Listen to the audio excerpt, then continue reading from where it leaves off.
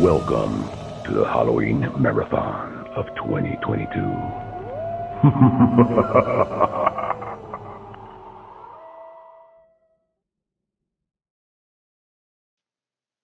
Back in the early 90s, Doom had taken the PC world by storm, and rightfully so. It brought a frantic and eerie ambience to the fast-growing 3D shooter market. Many clones trying to take a bite of the PC gaming market would come and go, but in 1994 a whole new way of approaching the 3D shooter genre appeared for the PC.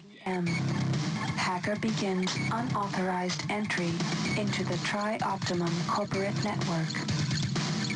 1:26 a.m. Hacker attempts to access protected files concerning Space Station Citadel.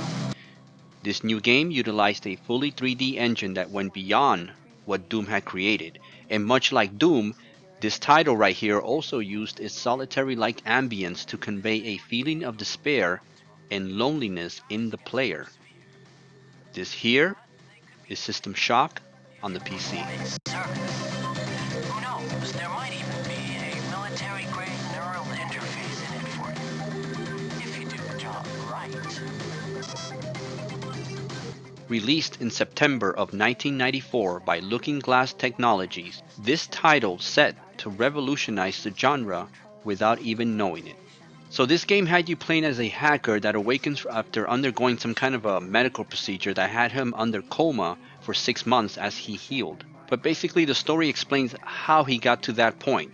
So after awakening, he finds out that the AI called Shodan has taken complete control of the space station that he is on and has killed all other human workers and personnel on it, or they were changed into cyborgs. Some were even mutated, but I'll get to that soon. Another human from Earth makes contact with you and informs you that Shodan plans to use the laser on the space station to destroy major cities on Earth. Now, the majority of the game is going to take place within the constricted confines of the station and its corridors, and some of the times you will be entering cyberspace by entering through specific terminals scattered throughout the station. The first thing players noticed back then was the full 3D graphics, allowing you to look in all directions with the mouse. That included up and down, obviously. That was a big, huge step for the genre in 1994. There are no NPCs here to interact with, other than the ones that you interact with through email or mail. You will be getting info from computer terminals. You're also going to be interacting with robots, cyborgs, and some mutated personnel. The game is a thinking man's shooter. You're going to be picking up a lot of equipment along the way, including health packs, battery packs, weapons, and other vital items that help you out along the way. The layout of the space station is very well crafted, and you can tell that the game designers really took their time in making sure large areas of the station didn't look identical or just glued together from similar looking templates. It really does feel like you are traversing an intricate designed station. Now, the corridors and rooms are tight and give you a sort of sense of claustrophobia. Couple that with enemy robots and mutants roaming the place, and it's a recipe for a tense and eerie adventure.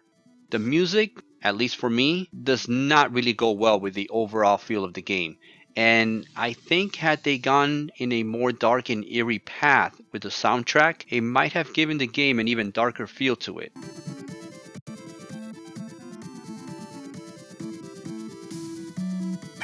As you explore the station, you will be pressing buttons and levers and interacting with the environment more than you would have done so playing any of the Doom clones of that time.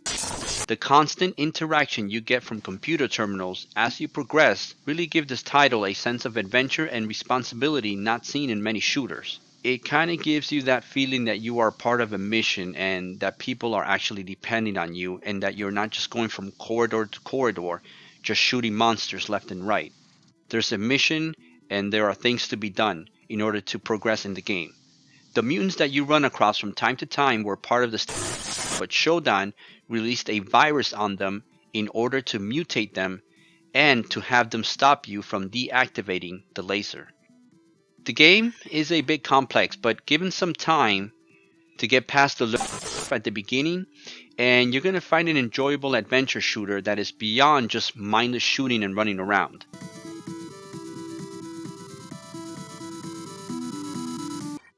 This one is going to get an 8 on the graphics meter. The 3D graphics engines were fairly new at the time, and developers were still trying to figure out the intricacies and the tricks.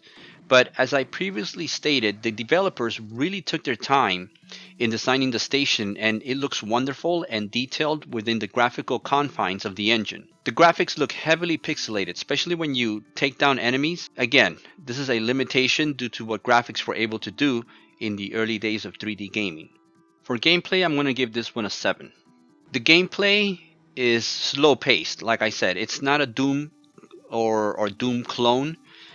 It's not fast paced. You're not just going to be going from left to right and from corridor to corridor, just shooting monsters left and right. This is a game where you're going to have to traverse and explore and pick up items and see what items and what levers and buttons do what in order to progress in the game. You can't just go from one end to the other. It's just the pacing of the game is something that a lot of people are just going to have to get used to, especially if they're coming from something that is very fast paced. But that doesn't make it bad, just different.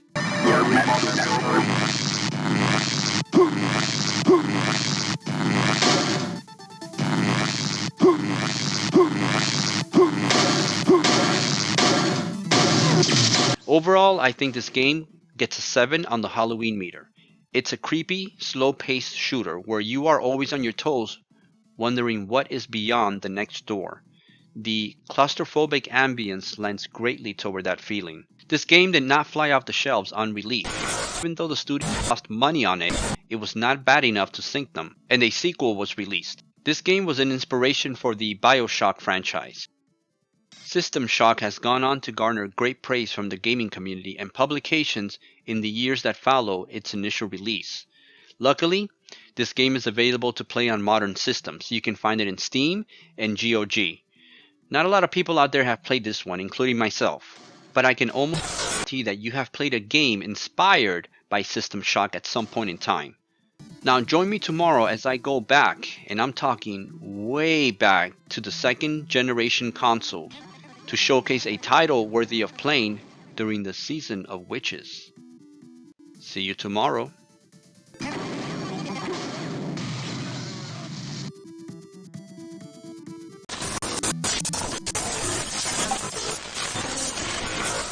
Ha ha ha ha ha.